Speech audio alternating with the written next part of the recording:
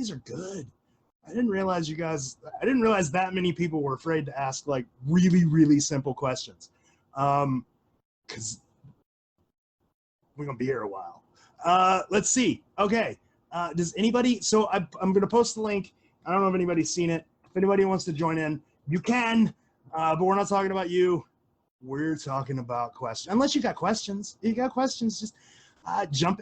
Derek says, happy Father's Day. Happy, I don't know if you're a father, but thank you. And if it applies to you, happy Father's Day to you. I'm going to post the link to join the room in the stupid questions thread, just in case, because, you know, why not? Gotta give people options. Options is who is this guy? I have no fucking idea. A not important person that doesn't know what he's talking about. I don't know why you guys come to me for the answers. I have no idea. I have none of the answers.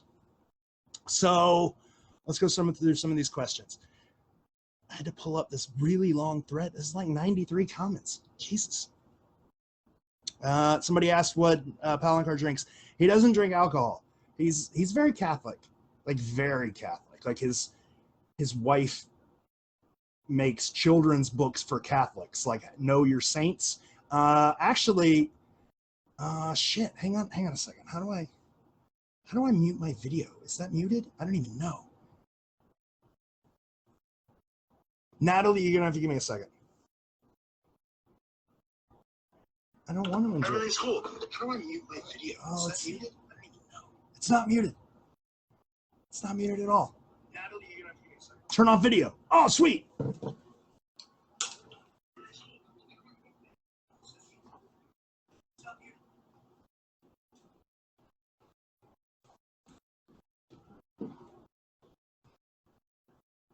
Oh shit! I just declined. I just declined Kevin Smith, and I'm sorry. Natalie Kroll wants to come in. We'll turn on video. This is how Catholic they are, right?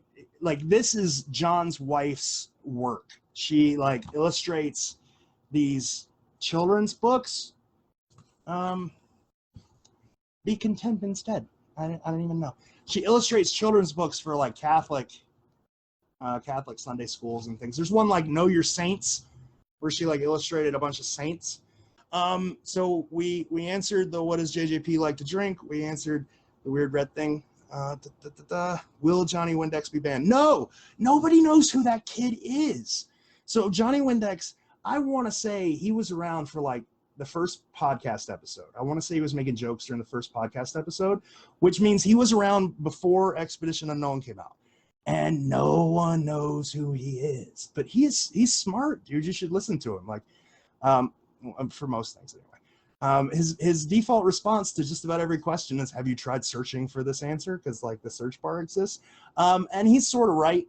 Like a lot of people have talked about a lot of things. And when you're asking questions, it's helpful to search for like keywords for your questions. Cause you'll go back and you'll find, you know, 6 years of conversations that we forgot about. Like there's no way we can condense all of that stuff.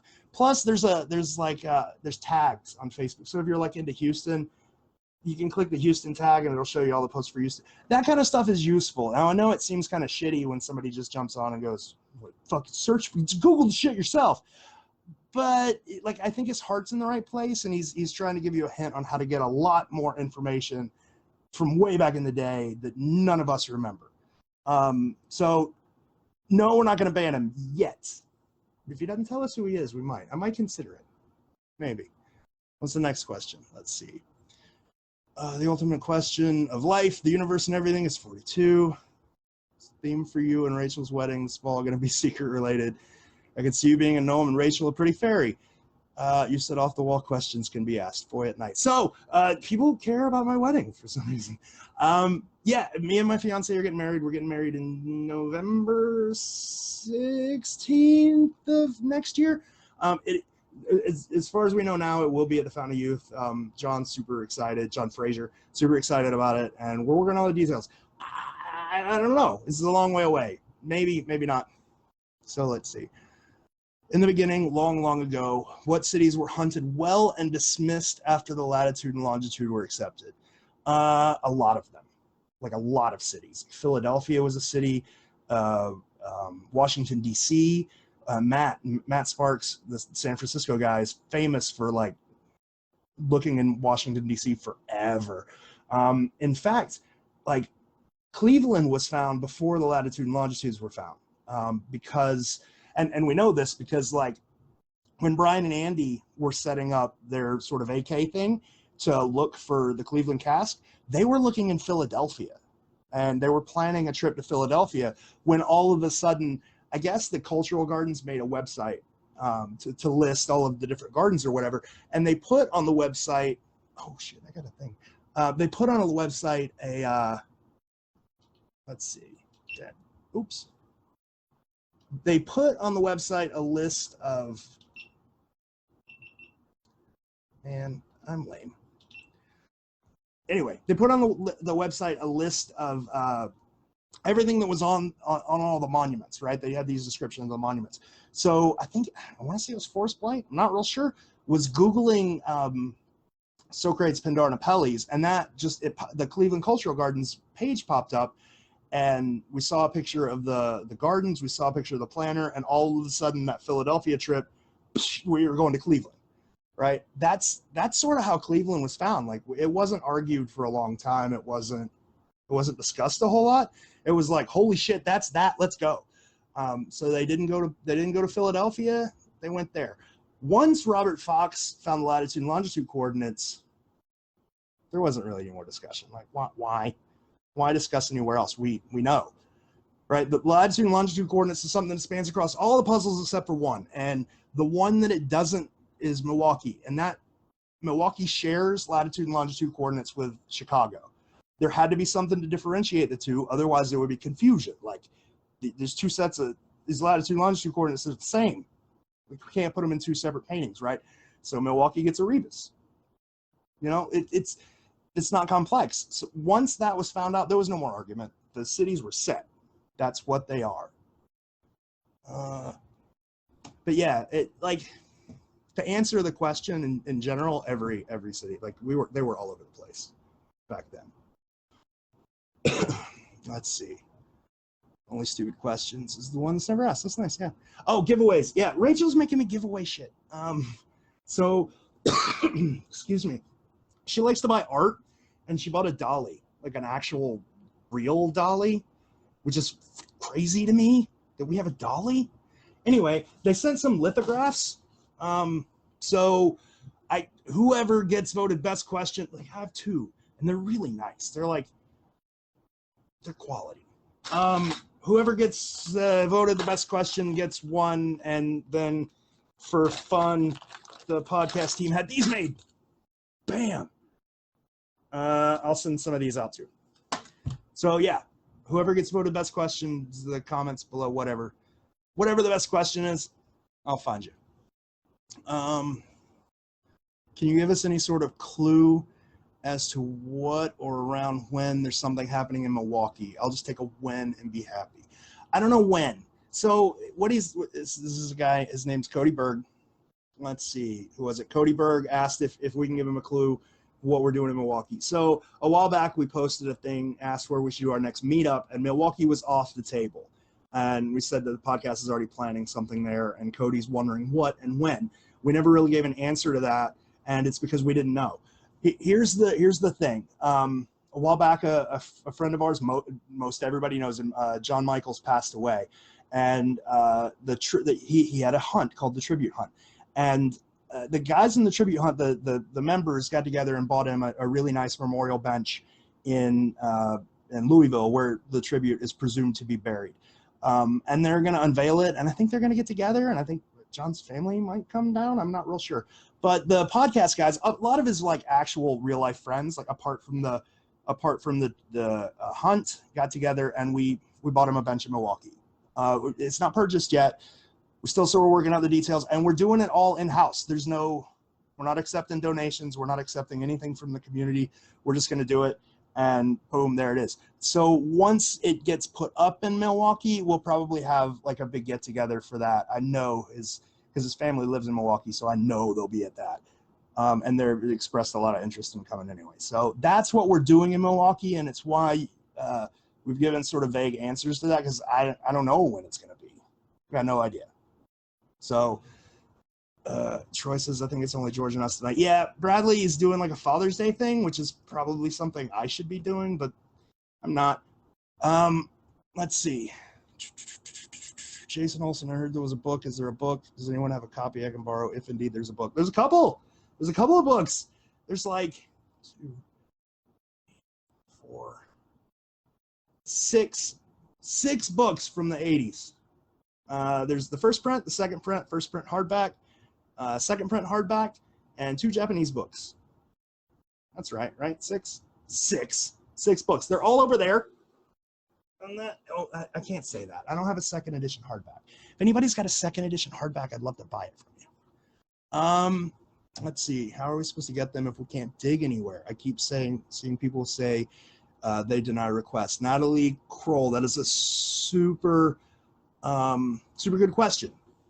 I never, ever had problems okay, I can't say that. Up until the last episode of Expedition Unknown. Maybe the second.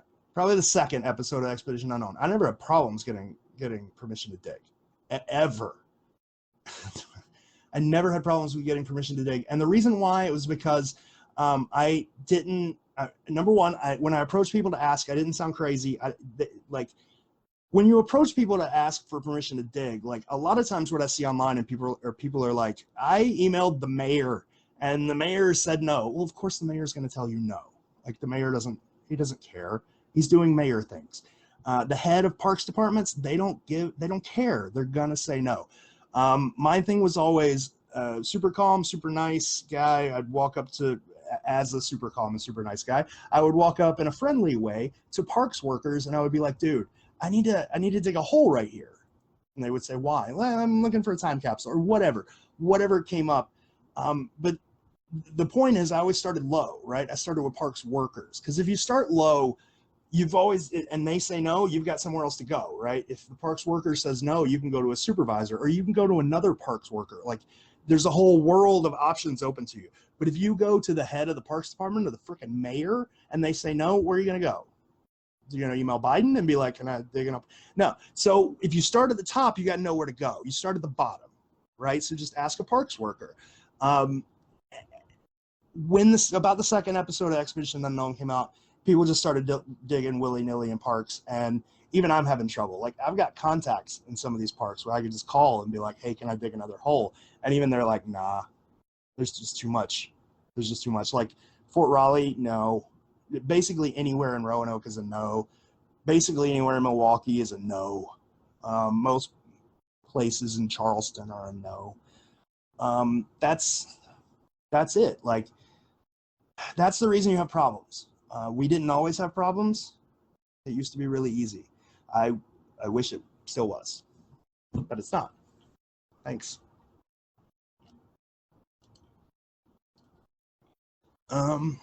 Let's see, what time Sunday? This time,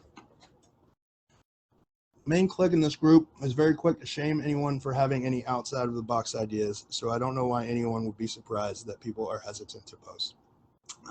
There's not really a main click anymore. I know it seems like there is, but there's not. Most of the old people that have been searching this for a long time, they don't hang out on Facebook anymore. This place used to be really clicky, but it's not.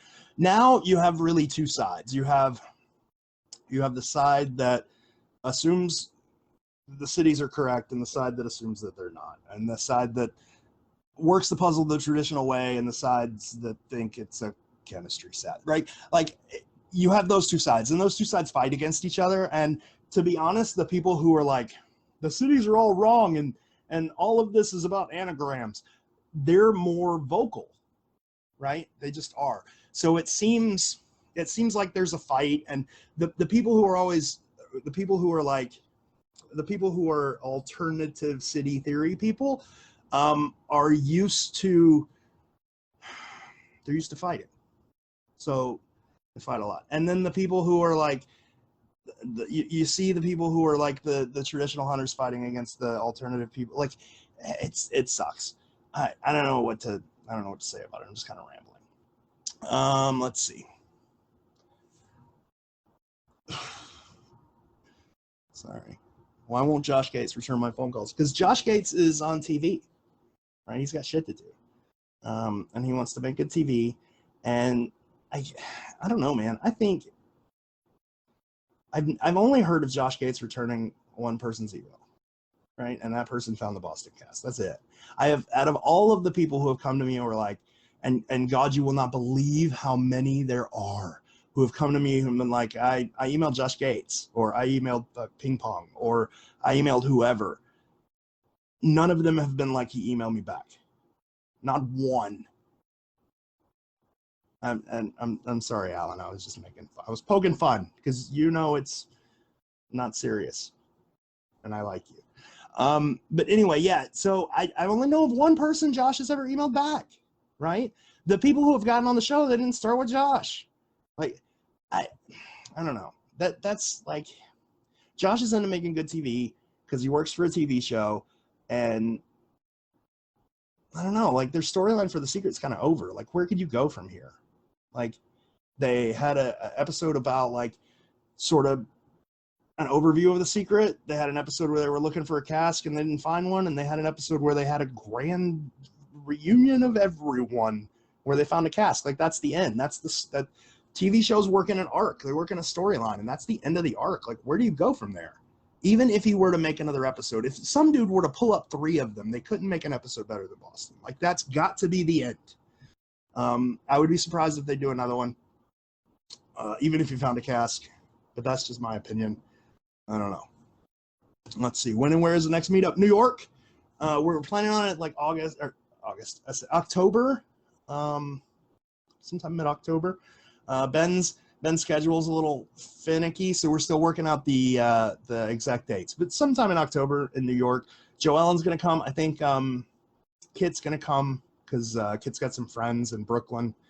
I'm not gonna speculate who those friends are that he's gonna stay with. And shit, I talked to John the other day, and I told John Palanchar, and I told him, I was like, hey, we're gonna do a meetup in New York. Ben, Joellen, they're gonna be there. I think Kit's coming, and he's like, I'll let you know if I can come. It's like, well, I didn't ask you, but okay. So don't put that in concrete, but it's a thing that happens, so that's weird. Let's see. You know, everyone affiliated with the book knows where he buried them, so why don't they just tell us? That's probably true. It's probably true. And why don't they just tell you? Because it's a puzzle, man. They don't. Why do you want all the answers? It's funny. Just do work puzzle. Like, everybody that worked on this can probably put you pretty close, right? I don't think anybody that worked on it could walk out with a shovel with you and dig a hole and find a cask, right? But I think everybody who worked on this book could put you pretty damn close. At least put you in the city, the area, or whatever. John Palanchar says all the time, like, I don't know where they're buried. And I think people misunderstand that, where, like, he doesn't know exactly where they're buried. Like, he couldn't dig one up, but he's probably got a pretty good idea. Like, the first episode of Expedition Unknown, when they were by the lions, right? During that one episode of Expedition Unknown where he was interviewed by Josh, he told him, like, you were closer than you've ever been before. How the hell would he know that if he didn't know, like, sort of vaguely where they are? I mean, I'm sure he knows, like, you're standing in a line, I painted a line, so you're probably pretty close, right? So he could put you in the right cities. He might be able to put you in the right part, but I don't think he knows where they're buried. When Boston came up, his response to it was, I knew it was in a ball field, and I knew it was in Boston, but how many ball fields could there be in Boston? And that, that kind of answer makes perfect sense to me. If you're going to paint the Boston painting, you need to know ball field, you need to know Boston, but you don't need to know where. You don't need to know which ball field. So there you go. Does he know? Does everybody know? Probably. Are they going to tell you? No, because what's the point? It's a puzzle. Work the puzzle. I like the lady about a year ago who said she saw 4 or 5 of them and said, come on, guys, these are easy, and I've never heard from her again. There's been a lot of those. Just a shitload of them. There's one guy who solved all 12 of them. He solved all 12 of them because this was back before Boston, but he said Cleveland and Chicago were wrong, which is funny. Every time we see Brian, we ask if he's given back his casket. It's like an inside joke, and that's why, because the dude said that Brian was wrong. He solved all 12 of them, and he went to Milwaukee, and he dug up the Milwaukee cask, and he flew home. And then he said he got really paranoid because it's illegal to dig in Lake Park. So he took the cask and flew back to Milwaukee, went back to Lake Park to a different spot, and reburied it. So now only he knows where it is. And he was waiting on Josh Gates to call so he could have a world premiere. And surprise, surprise, it never called. So there's been a lot of those kind of people. Yeah, they're fun. But people like that are what sort of sours the community. Like, the community gets used to that, you know, and they start to hate, like, because it happens over and over and over again. And then some, you know, new guy comes in and posts them just because he doesn't know any better, and he's not trying to be like boastful or whatever, and they just get shit on. Anyway, what animal is the leg eater? It's not an animal. It's a lamp base. I don't know. It's like a cat with a horse hoof, maybe. So the leg eater, what it is it's, you'll hear people talk about the leg eater a lot. And there's a painting from Montreal. If you go to 12 Treasures, you click on Montreal, you'll see the painting. And it's got a little thing, like a little square with like a cat head eating a horse's hoof. There's a couple of cool things about that. Number one, it's a perfect match for a lamp base in the George Stephen Club in Montreal. Perfect match. One of the best matches in the whole puzzle. The interesting things about those are we've never been able to find another one anywhere except Italy. There's one in Italy. There's a couple in Italy. They were custom made by someone whose name I forget. But there's two of them outside of this club in Montreal. Funnily enough, right across the street from the college where one of the writers for the book went to school. So yeah, that's what the leg eater is, in case you didn't know. Let's see. If two people walk up to the same ground with shovels, is there a rule or guideline? Whose is it? I don't know, man. Whoever can beat the shit out of the other. 2 messages. So James Van Eerden, that's a hard name, man. I'm sorry. He sent some questions. He said, how was backwards discovered in the Cleveland painting? So what he's talking about is, like, when you go up to the Cleveland planner, you count, you follow all the directions, you end up on the exact opposite side of the planter from where the cask was. The Cleveland, Brian went and followed the instructions for the Cleveland painting and the Cleveland verse, and he dug and dug and dug for half a day. He dug up half of that planter and he couldn't find it. And then Andy was bored and he was taking a probe and he was just pounding the ground, and he went over to the other side and he hit the cask, like, in 5 minutes. And so in order to solve Cleveland, what you had to do was walk up to the planter box and follow the it says from count X many stones from right to left, but you have to count them from left to right or something, vice versa. You have to do it backwards, basically. And at some point, someone came up with the latitude and longitude coordinates are reversed in the painting, and the names on the planter box are also reversed from what's in the verse, and that means you have to reverse the instructions. I don't know if that's true, but it works, and I think it was John Michaels that came up with that on, like, a podcast. I'm not real sure, so don't hold me to that, but I'm like 75% sure it was John Michaels who was like, well, this shit's reversed, why don't you just reverse all of this? Yeah, I think so. Has GPR confirmed to work detecting a 5x5x7 target at 18 to 36 inches? Yes. We buried a fake. So Matt Sparks is weird. He's weird. And he works with, like, laser engraving and all kinds of stuff. And he made this plastic box. It's like a container, like a Tupperware container. And he put all of this foam in it, and he cut the foam to the exact size of a cask. And his thinking was, if he ever found a cask, he wanted something to bring it home in. So it had, like, a little plexiglass box. It was the exact same size as the other plexiglass box, and a little container that was the exact same size as the cask. And I think during the San Francisco meetup, I think he was finally like, I'm never going to find one of these. Here, George, you take this box. So he gave me this box, and what we did was we took his plastic box, which is an exact replica of the plastic box the cask is in, and his replica cask, which is not exact at all, but it's made out of the same material, and we buried it in a place. Buried it in a place, and we left it for like a year, and then we ran over it with a GPR. Now the thing was, like, I didn't the guy who was running over with the GPR, I didn't tell him where it was. I was just like, somewhere out in that general area, there's a replica cast, go find it. And he did. He was able to find it. It looks weird. I can't describe to you what it looks like, but if a GPR guy were to run over a cast, they would most likely know. And there's some caveats to that. Like if the plexiglass box is collapsed and it's filled with dirt, and it's going to be a little bit harder. But yeah, probably the GPR could find it. Let's see. What was did JJP disclose anything about Cleveland or Chicago paintings since they were discovered? Not really. Not really. He's talked a little bit about the Chicago painting, and we've got the two. I keep pointing at them like you guys can see them. We've got the two over here. We have the two preliminary drawings. Other than that, no, not really. He hadn't said much anything about any of them. I think the only reason he said anything about Boston was because somebody paid him money to be on TV. So no. Should we name the 10 unnamed paintings? No. No, you should not. Because I have a feeling that the actual painting names, like, you should be able to figure them out, and they're probably really helpful. Of course, they could also be, you know, like descriptive, like Castle Hat. I don't know. But no, don't name somebody else's art. They got names. He's just not telling you what they are. Who's behind the PB Works and the Secret Wiki? Are they on the Facebook groups? So it's a guy named Oregonian. No, he's not on any of the Facebook groups. I don't know what he does with the Secret anymore. I don't even know if he works on the wiki.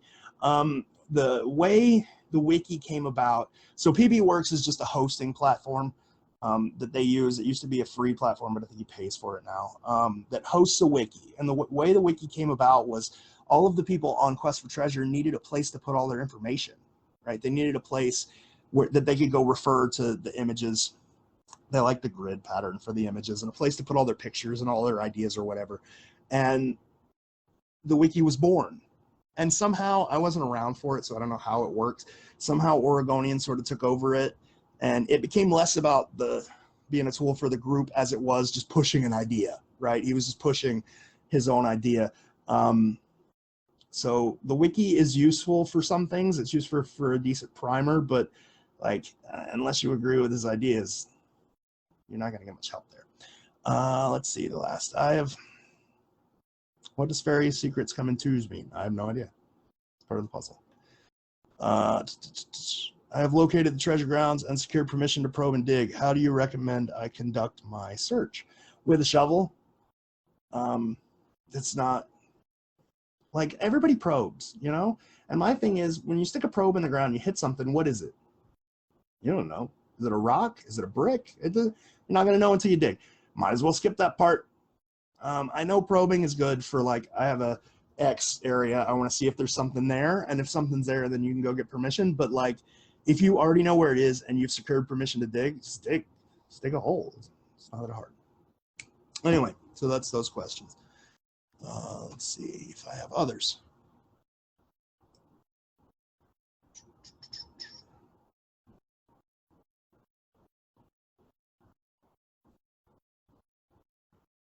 Oh, so one that I'm getting a lot is, when is the Fountain of Youth gonna let people dig again? I have no idea. I'm not John Fraser's keeper. People get mad at me about that, man. Like, I sent John Fraser an email 2 years ago and he hadn't gotten back to me. Like, I'm not his dad. I don't know.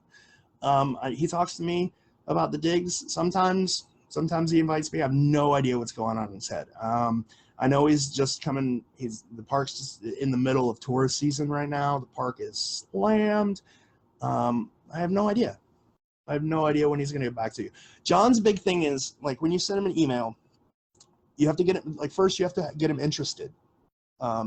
So you have to be, like, creative. It has to be something he hasn't heard before, and you have to be in a new spot. As long as you got those three things, because he's like, if your idea is just super off the wall, then what's the point, right? And if it's something he's already heard before, it's probably already been dug. It's the same, a new spot. Like, there's no sense redigging the same spot 100 times. So as long as you can, fulfill those three things, he'll get back to you. When he'll get back to you, I have no idea. It's up to John. 100% up to John. Please don't get mad at me. I have no control over it. Let's go through chat. Some of these chats, like I've just been talking. Nobody's. Oh, I'll post the thing again. Let's see. Center of St. Augustine's image. There's an off-white area. Have you seen something written there? No, no. There's. Hang on.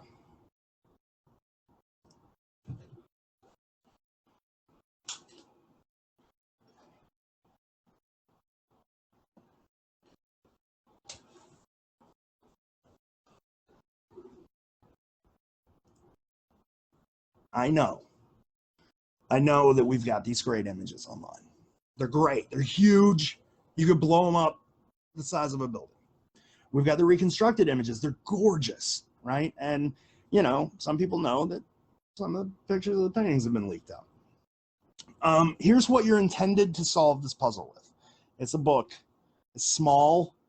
It's not very big. It's not good quality. It's not a good quality book. It's not an art book. Like, here's the St. Augustine image in it. If you can't see it written here, it's not written there. Like, it's not, you don't need it to solve the puzzle. So all of the zooming in, looking for weird words. And like, I've seen some crazy stuff. Like, people think that little dots make this face that's sort of like you. Some of these people think that Palanchar is a horrible artist with the like outline weird drawing stuff. This is what you're supposed to use to solve this puzzle, right? And if you use a magnifying glass on it, all you see is printing dots. Like, just keep that in mind. Keep that in mind. It's a little book. It's a little badly printed book from the 80s. If you can't see it in the book, it's not meant to see.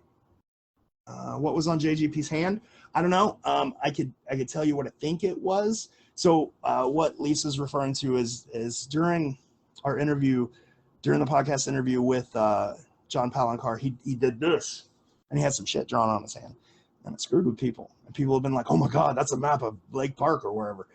I don't know for a fact, but what I think it is back in the day, before Expedition Unknown, searchers would mail John stuff, right? They would just send him packages, and he was the same way he is now. He would be like, you know, I really can't answer anything and blah blah blah. But back then, he would take the time. He would send you a couple of little signed prints. He'd send you a letter back, and on that letter, he would always draw little things on the back of the envelope. And he said it was just to fuck with people. It was like, you guys, you wasted my time sending me this letter. I'm going to waste your time with this useless clue. And I think that's what it was. I think he was like, George, you're wasting my time. Make people talk. I think that was it. I don't really know. Patience, kindness, respect. Do you think the placements of the jewels in the painting come into play in finding the placement of the cast? No, I don't think. Like the one in Cleveland, it didn't really have anything to do with that.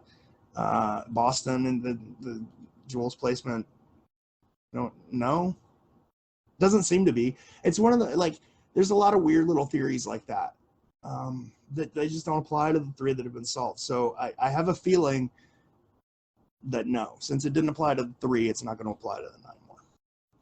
This is my opinion. Just do whatever you want. Why are the pictures different sometimes? Like, Montreal has a white candle in some pictures, but not in my book.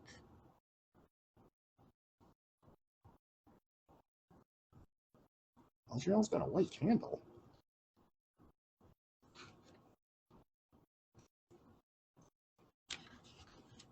Am I missing on drugs? I see no white candle. I don't know.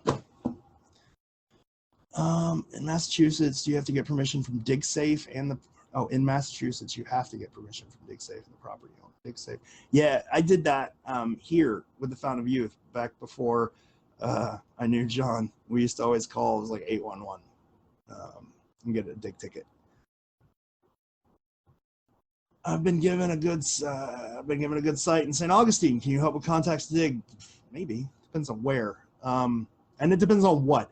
Like, St. Augustine's weird. Yes, I could probably get you permission to dig just about any area in this park, but whether or not I'm going to burn that contact for you depends a lot on what you have to say. Like, if it's somewhere easy, yeah, sure, I'll just help. But if it's somewhere difficult, I got to believe you. Sandy has the gems. Wouldn't she have the locations? I thought they were in the safe deposit box. Well, so no, they weren't there. Regardless of whether Sandy has the gems, we'll throw that out. They weren't in the safety deposit box, and we know that because when Brian and Andy went with Byron to the safety deposit box, he didn't know what gem to give, and I want to say that he said he thought the answers were there, but they weren't. And then I want to say later on when everybody was, I forget where this story came from, so don't hold it as concrete. But I want to say that after Byron's death, Sandy was going through all of his stuff. She found a suit, and inside of the suit pocket was a piece of paper with a bunch of different locations written on it, like on the inside pocket, but she threw it away. Now Byron's a publisher, like there's a bunch of locations. What does it mean? It's probably not from The Secret, but that's a story that I've heard, and I don't remember where I heard it from. So that's the thing. What treasure hunts are people doing besides The Secret and the tribute? I don't know. I only have time for The Secret. Use the pictures from 12 treasures, reprint pictures done horribly. That's true.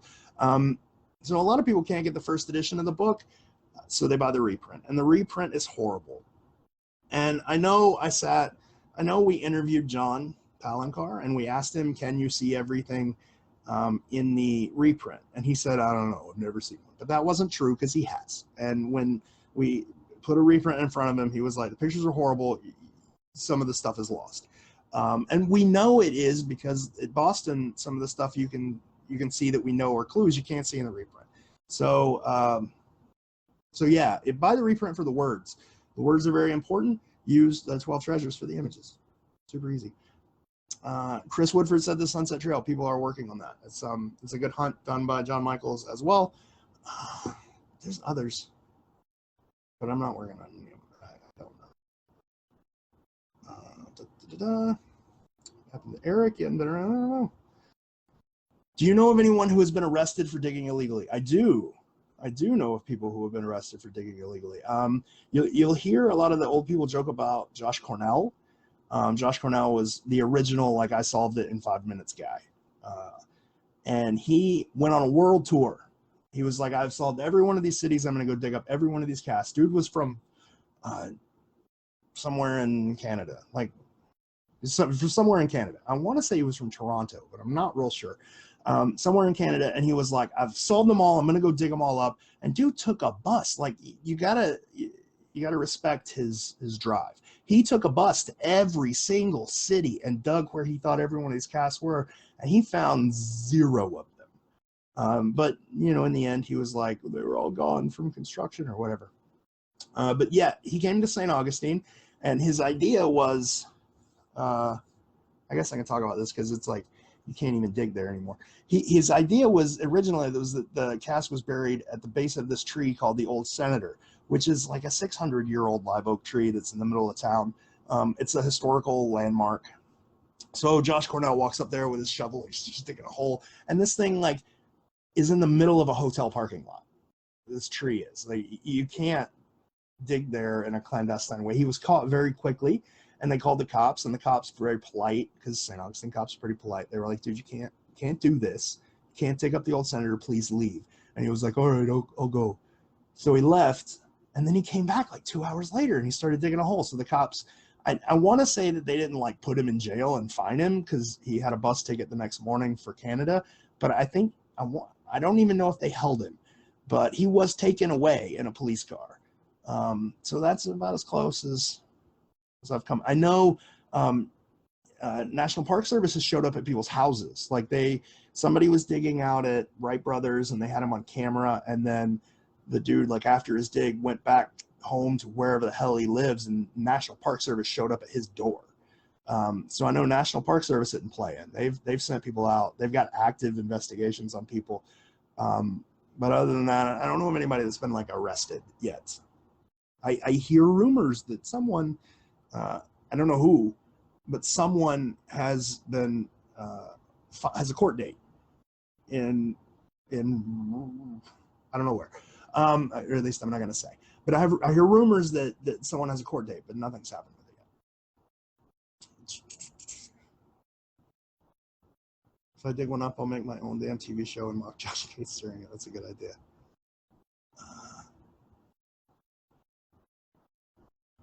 JGP was just messing about Josh Gates. I think he's correct about the line, just not that line. I mean, what sort of activities do you partake in during meetups? For instance, will there be presentations during the New York meetup? Do you go to other theories? Do you travel to different parks? I do all of those things. We try to, like, so there's a lot of people, we want to hang out with everybody. Like, that's our thing. So during meetups, we tend to get together about an hour, maybe two beforehand, and we just hang out with people. We'll go wherever you want to go. We'll go hang out, look at parks, whatever you want to do. Then during the meetup, so the biggest meetup we had was Fountain of Youth. So everybody went into the Fountain of Youth, got a tour from John Frazier, the owner, and then we had essentially like a podcast recording. It was just like a big ass interview, but instead of us asking the questions, it was whoever was in the audience. Whoever was in the audience would ask questions, and then whoever the question was asked to would answer it. It was like a big ass Q&A. And I imagine that's what New York will be like if we got Sandy and Ben and Kit, and God forbid John. I imagine it will be just a big ass QA, and me and Bradley will just be sitting back there playing on our phones because we ain't got shit to do. I imagine it will be that. Then afterwards, whoever is sitting at the guest table, we mingle around, sign like the people who are important and not me, sign autographs and stuff, and then we sort of go away and we have dinner. Whoever is at the table has dinner, and then we come back and we, like, if you want to meet with any of us later, it's after dinner. So that's generally what the meetups are like. Just one big Q&A session for like 2 hours.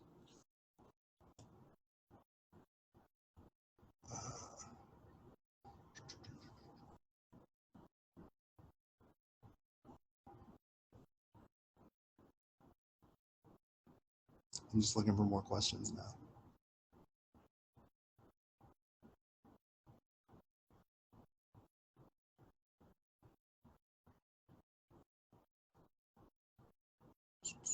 How do you know the sizes for the original paintings? Yeah, they're in Expedition Unknown. You can watch. They're all about the same size. But San Francisco is huge. Ones we don't know about: Montreal, or not Montreal, Milwaukee, New York, Charleston. St. Augustine, I hear, is also very small.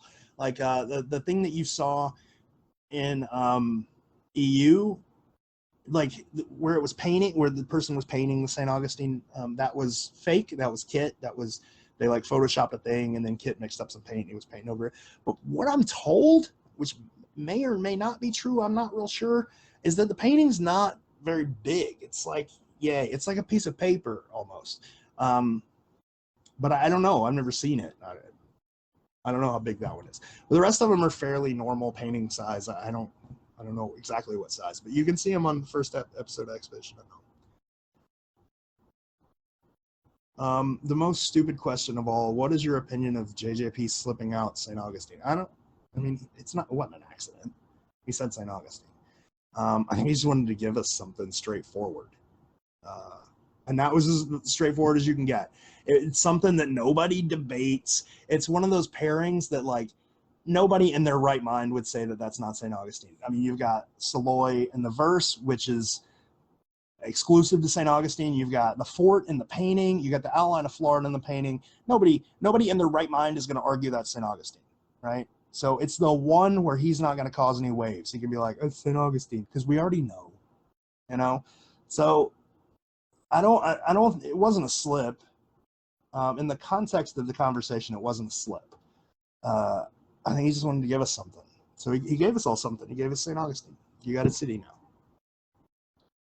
now. But I mean, like, he said all of them were correct earlier. So it's not like he's giving anything away. Anyway. People Photoshop the images. Sometimes they do. My biggest thought on other parts of the book being useful to solving the locations. They haven't helped yet.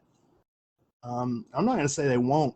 I think, like, there's a lot there, and there's been too many sort of wink and nudge sort of stuff to say that there's something in the back of the book is important. But I don't think anybody's hit on it yet.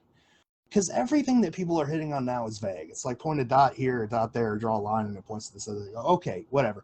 But You can do that now because of Google Maps. You can't do that with a road atlas from 1982. You know what I'm saying? I think there's some sort of code in the back of the book that no one's figured out that would be helpful. But I just think nobody's figured it out yet. I think it should be investigated more.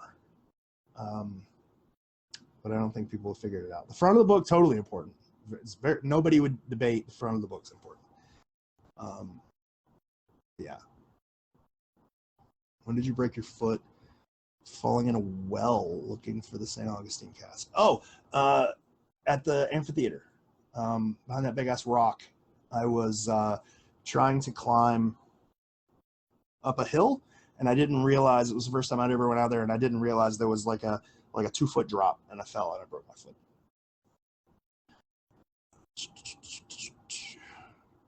What's the most valuable thing you've found digging holes? The friendships I've made along the way.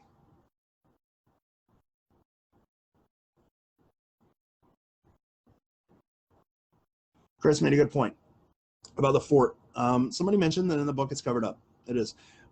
Chris Woodford said they purposely hid it in post. Masquerade has had a lot of problems with people digging up all sorts of incorrect locations. My guess would be that the publisher said, hey, BP, we're worried people are going to dig this historic fort, so they covered it up. Yeah, that's a likely scenario. I don't know if it's true, but it's likely. And sorry, I'm super way behind because I'm trying to catch up on comments here.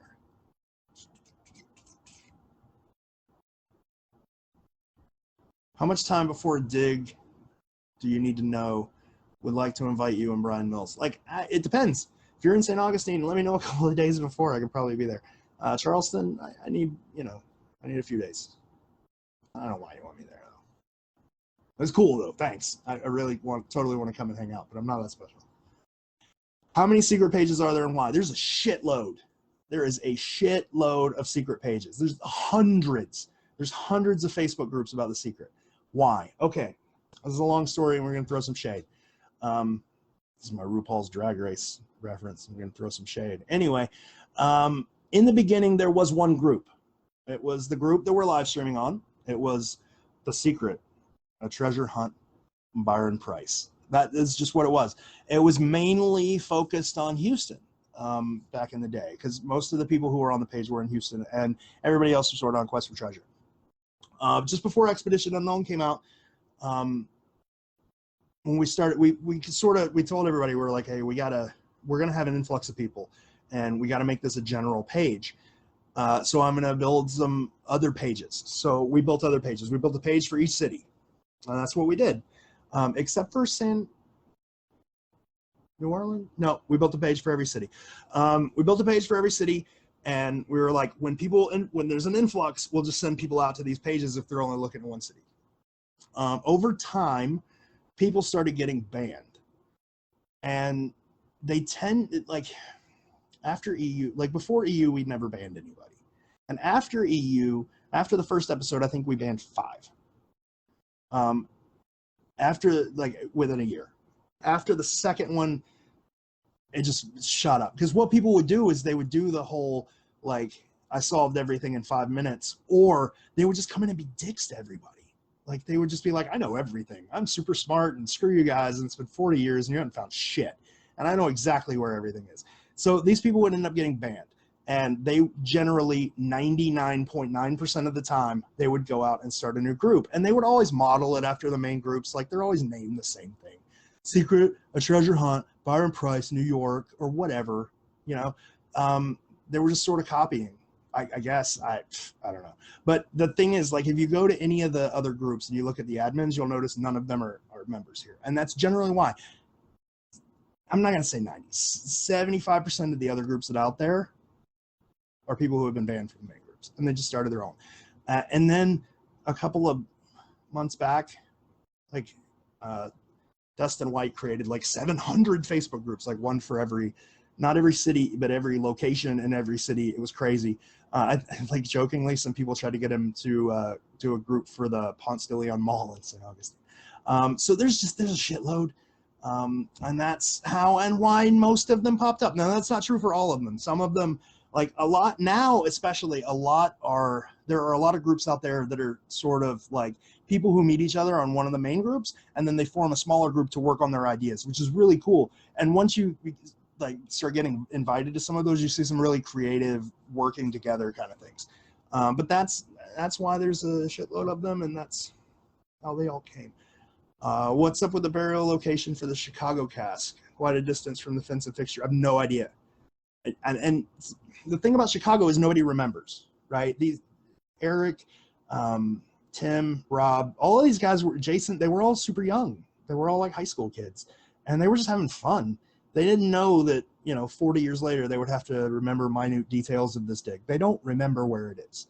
If you ask Rob now, he'll point to a place. If you ask Eric, he'll point to a different place. If you ask Tim, he'll point to a different place. Ask Jason, he'll point to a different place. None of those places are the same as where the news article or the news interview from 1982 said it is. None of them are the same as the newspaper. Like, I don't think we'll ever know exactly where that thing was. I tend to trust the TV news program from 1982 when they said it was back towards the fixture box, because they had found it a week before. I tend to trust that more than anything, but they don't remember, so we'll likely never know. Will Adam Kaplan be at the meetup? I bet a lot of people are going to beat him up if he's there. Like, could you imagine Adam Kaplan just like introduce himself? Those of you who don't know who Adam Kaplan is, you'll learn eventually. How did you find your Japanese book? There was a guy on Quest for Treasure who was trolling I say trolling, he was just looking around other social media networks searching for Byron Price. And he came across this Japanese girl who was like, oh, look at this. That's my Japanese impression. Look at this nice book that I found. And it was a Japanese version of The Secret. And no one had seen it before. And it blew everybody's mind. And I just went to Japanese bookstores and I bought it. That's how I found it. That's how it was found. It was found because it popped up on a Japanese social media site. And I personally found it just because I bought it from a Japanese bookstore.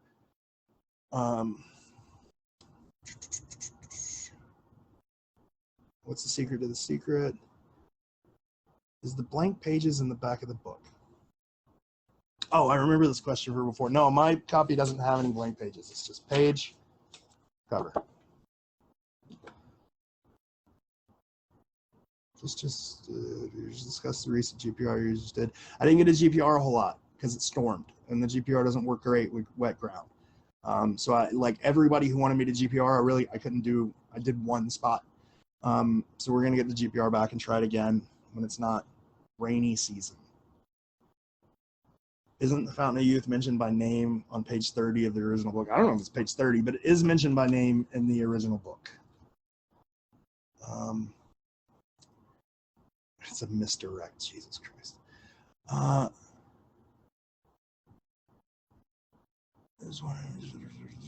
Okay, so main question that I've gotten, and for some reason I didn't read it because I haven't seen it, is how were the images paired, right? That's tough. I'm not going to tell you how the images are supposed to be paired because I have no freaking idea. Like, nobody does. Nobody's figured that shit out yet. But I'm going to tell you how they came to be paired. Let me pull up 12 treasures. So in the beginning, Byron created The Secret in the book. In the beginning, people were all over the place. They were just all over the place. They were trying to match specifically the painting with the image, like it was a equals X question, right? You were just trying to find which two go together. And then when the latitude and longitude coordinates came out, everything sort of fell into place because when they were trying to just match a painting to a picture or a painting to a verse, they were sort of missing a component and they didn't realize it. And then when the latitude and longitude coordinates came out, they found that missing component and it was easy to pair things together. So you've got stuff like, take the St. Augustine painting and verse, right? You've got a big outline of the state of Florida in the painting, right? You've got the fort, but we didn't know that at the time. The biggest hint that we had was a giant outline of the state of Florida, right? So we knew this painting's probably somewhere in Florida, but which verse goes with it? Like, we have no idea. Once the latitude and longitude coordinates came out, we realized, okay, this painting is for St. Augustine, Florida. And you were able to match things in the verse to St. Augustine, like Soloi. The word Soloi it's in the verse. The Fountain of Youth is in the front of the book, but the word Soloi is in the verse, and the Soloi only exists in St. Augustine. It only exists in a very small section of St. Augustine. It's a very, very specific word that unless you were in St. Augustine, you wouldn't know it, right? Like Soloi is not a big deal. Like Soloi was a part of the Temecuen Indians. They're a much bigger thing than Soloi. Soloi was very, very small. So it's something you wouldn't know unless you were in St. Augustine. So the crux of how these were paired is the latitude and longitude coordinates. It's the missing component. Once you know the city, you're able to tie the image and the painting to the city. If that makes sense. You can't tie the image to the painting yet. We haven't figured out a way to do that. Right now, you can tie both of them to the missing component, which is the city. Things like Charleston, right? We knew Charleston was Charleston from the beginning because it's got a big ass map of Charleston. It's not that difficult. So that painting, obviously Charleston. The Edwin and Edwina, that was the clue that this verse goes to Charleston and the May 1913. Edwin and Edwina is a quote from a book called Abroad in America, where a guy is recounting his travels to Charleston. And then May 1913, which is on a monument in Charleston. So it's not, like I was trying to say before, it's not putting the verse and the painting together. It's putting the verse and the painting into a city. You're not trying to pair up two things. You're trying to pair up three, and one of them is unknown. And once we figured out the unknown, you were able to match them up pretty easily. And all of them are either self-referential. Either the painting or the verse references something in the painting, or the painting and the verse represent something in the city. There's a lot of weird self-referential things in them which allow us to say, yes, these matches are correct-ish, except for like Montreal and Milwaukee, apparently. But that's how they were done. They were done very, very slowly, and the crux of the problem seemed to be the latitude and longitude coordinates. Once those were figured out and we knew the city, they were pretty easy to pair up. Let me go back a little bit. So we have the misdirect.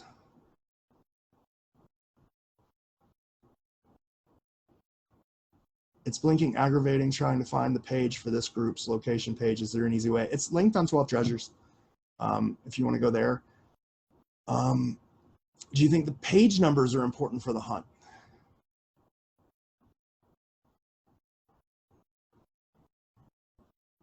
I don't know.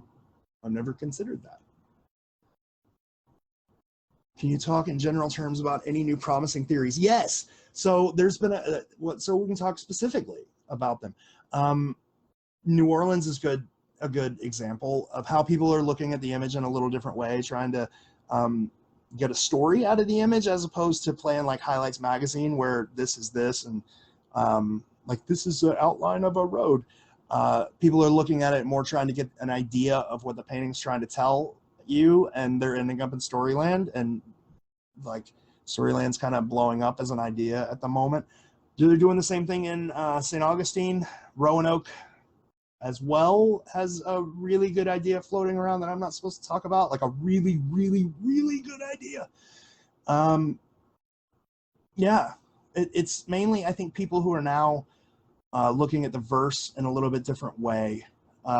Chris and Phil's and John's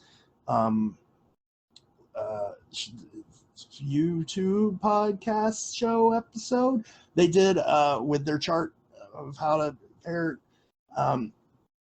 That was good. I don't know how to explain it. Just go watch their episode. It was good. That was one of the more like, that was one thing that dropped where like everybody who watched it was like, holy shit, that's good. And it's probably one of the best things that's happened in a while. So I would encourage everybody. I know Chris is watching because he just commented. If you could post a link, that'd be great. I know it's work for you, but yeah, it was really good.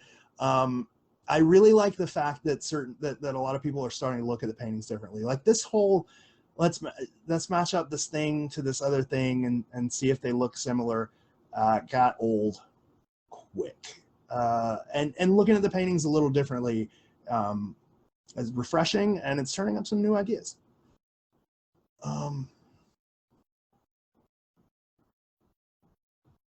Pairing the verse to the city is brute force. It's using an assumed good answer to a clue in a verse as a fact. Maybe I needed to read up. Yeah, well, I don't disagree. I don't disagree that most of this stuff was brute forced. I just don't, because it was, right? But that doesn't mean it's wrong. Like, you can brute force an answer to a puzzle. That doesn't necessarily make it wrong. That means that you came to this an unintended way, which is a valid way to get an answer in a puzzle. However, it leaves you with, well, what's the valid way, right? And we don't know that yet. But I think both you and I, Chris, would agree that even if we found the valid way, it wouldn't change much. What's it gonna? It's just gonna reinforce things. But I encourage people to try to find it, because we're missing things in this puzzle, especially in the beginning. We're missing the baby steps of this puzzle. And is that because he is a good, like Byron was a really good puzzle maker and they're super hard, or is it because he's really bad puzzle maker and trying to climb into a bad puzzle maker's mind and figure out what he's thinking is impossible? I don't know, but it's one of those two. So yeah, figure it out. I agree. We brute forced our way into the, like the home, we're at the home stretch. We brute forced our way into the home stretch of this puzzle, but because we missed so much in the beginning, we can't finish it. And until we figure out what we brute forced, I don't know where we are. Do you think JJP was at any other locations with Byron? Probably New York. Yeah, probably New York. Being relatively new, what theories have you seen come across about why the Milwaukee gym isn't purple? Probably the best one is printing. That's a dark, like, purple's a dark color for these crap printing. I don't know. I'm going to have to ask one day. I don't think that's going to give anything away. I think if we can find the intended method, it would give insight into the framework alluded by JJP. Yeah, I don't disagree. Every time that man has been interviewed, and every time Ben's been interviewed, every time anybody's been interviewed about this book, they've dropped hints that we're missing stuff, like big things. And it's pretty obvious that we are at this point. So finding them, like focusing on finding them, should be a goal. And I hope somebody smarter than me can do it, because I'm not that smart. What do you think about the anagrams being hidden? Well, there are some anagrams. There's Saloy, there's Abbott, there's Italian Fenway.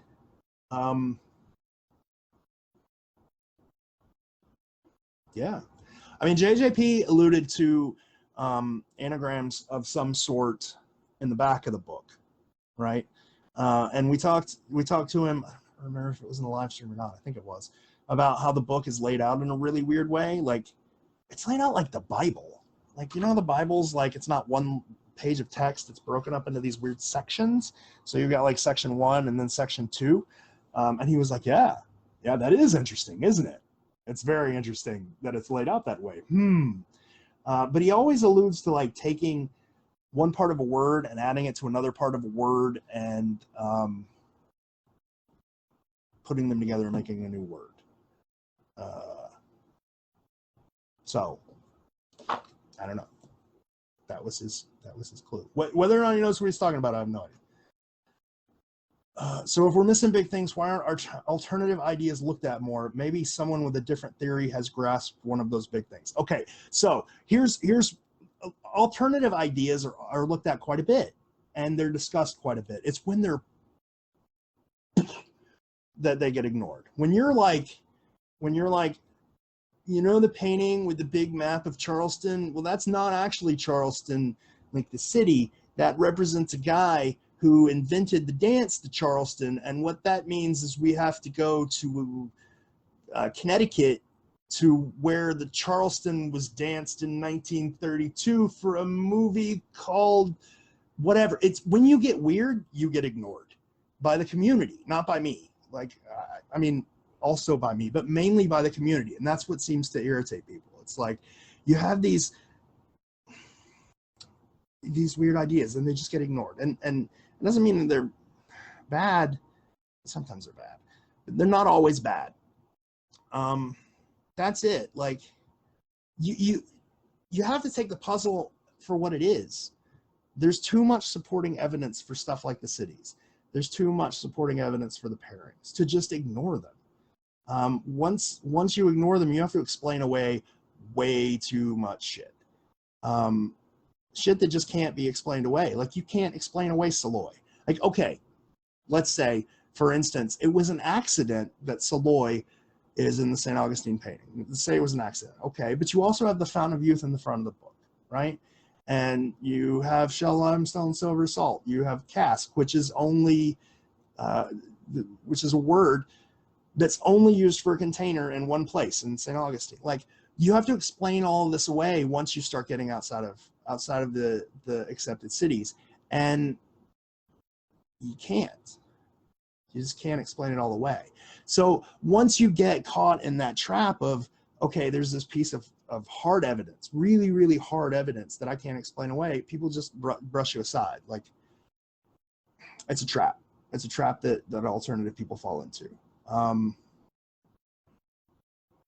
don't disagree with, like, looking at different things. I just think, like, if you're going to present Peoria as a cask site, you got to expect some pushback, and not like, you got to expect some pushback because people are going to have questions they want answered, you know? Maybe I'm just rambling right now. Hopefully that answered your question. I was trying not to be, like, mean. Hopefully it did.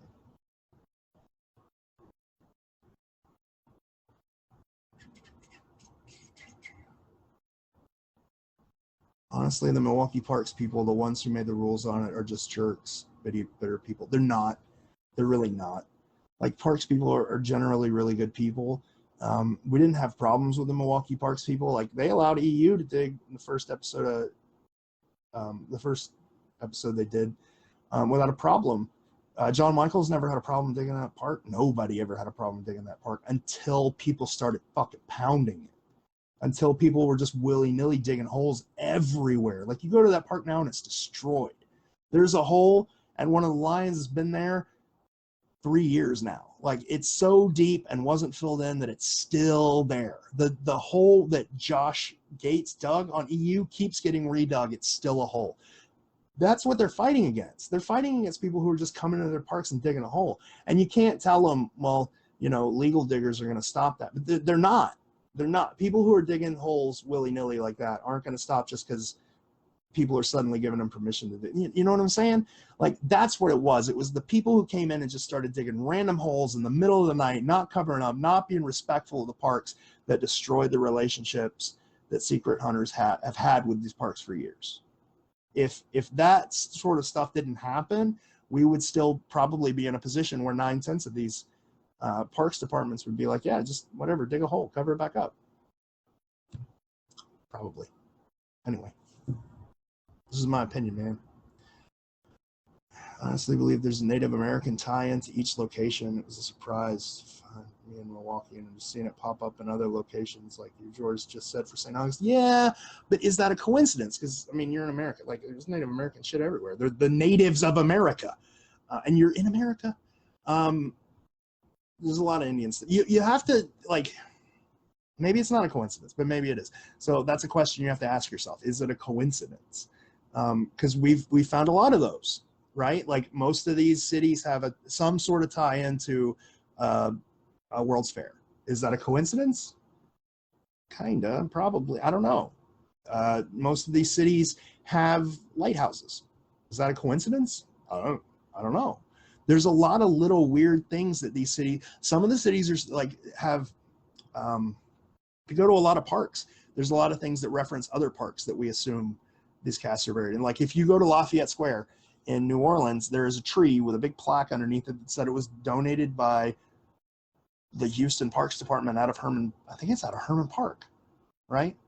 and it's just sitting in the middle of Lafayette Square. So is that a coincidence? I don't know. Does it all mean something? I don't know that either. A lot of the parks you go to will have the latitude and longitudes on monuments. It's the same with Lafayette Square. It's, you know, it's sort of the same in St. Augustine, the Fountain of Youth, and White Point Gardens. There's a lot of little things that are coincidences. Now, whether or not they're just coincidences, I have no idea. Story in the book includes the Native Americans, and that may be one of the connections that help. Might be. I mean, the story in the front of the book is insightful. What if the St. Augustine puzzle was actually New Orleans? Its first chapter was written. Okay. Is there something in the city pairings? I don't know. I don't know what that means.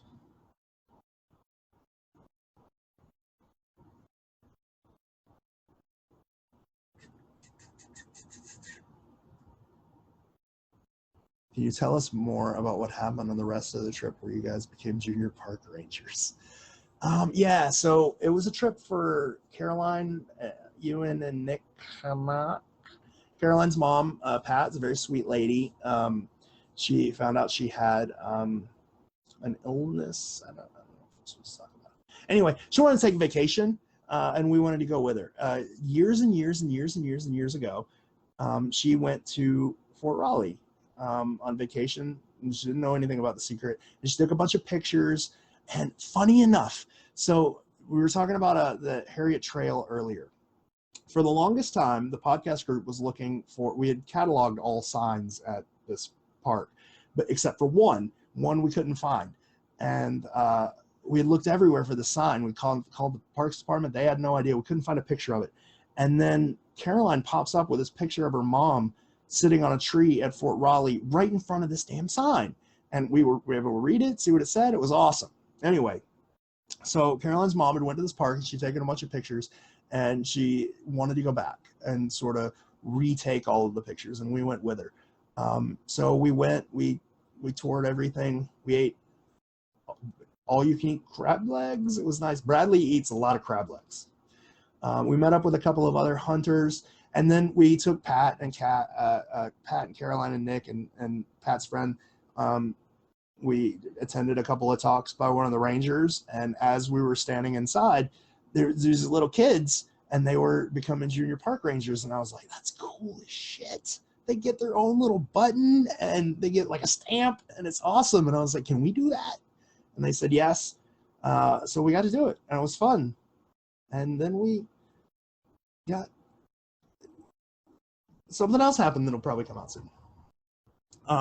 Not in regards to the secret, just something else cool that happened because we became junior park rangers. I can't talk about yet, but it'll probably come out soon. She was kind enough to call and speak to me.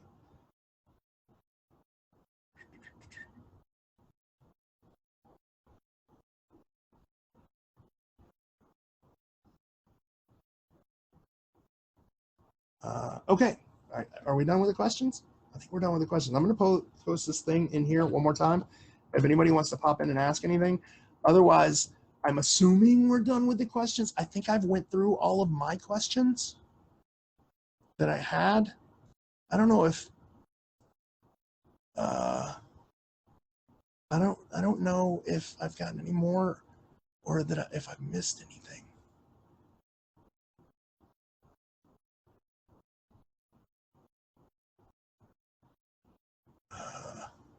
I'm just going back and looking to see if we missed anything.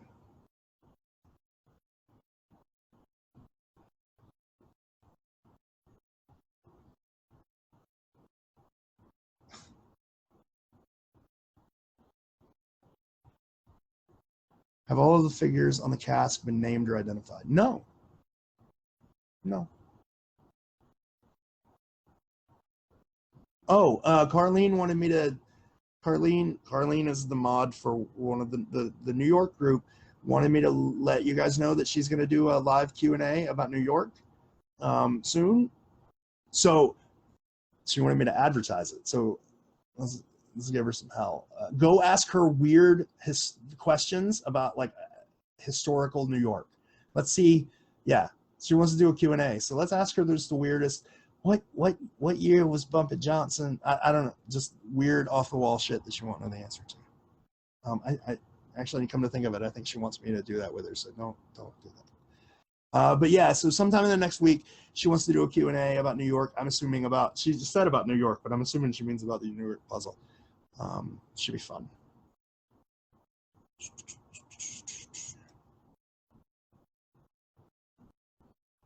Yeah, I think that's it. Okay.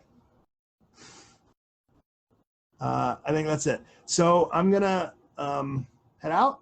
Thank you all for coming to my TED Talk. Thanks for hanging out. Oh, here is, hang on a second. Let me post a couple of links.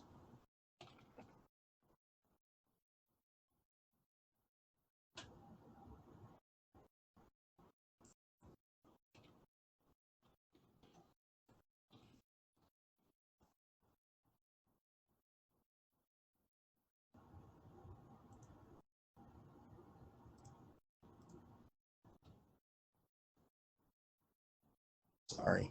I just wanted to be in there.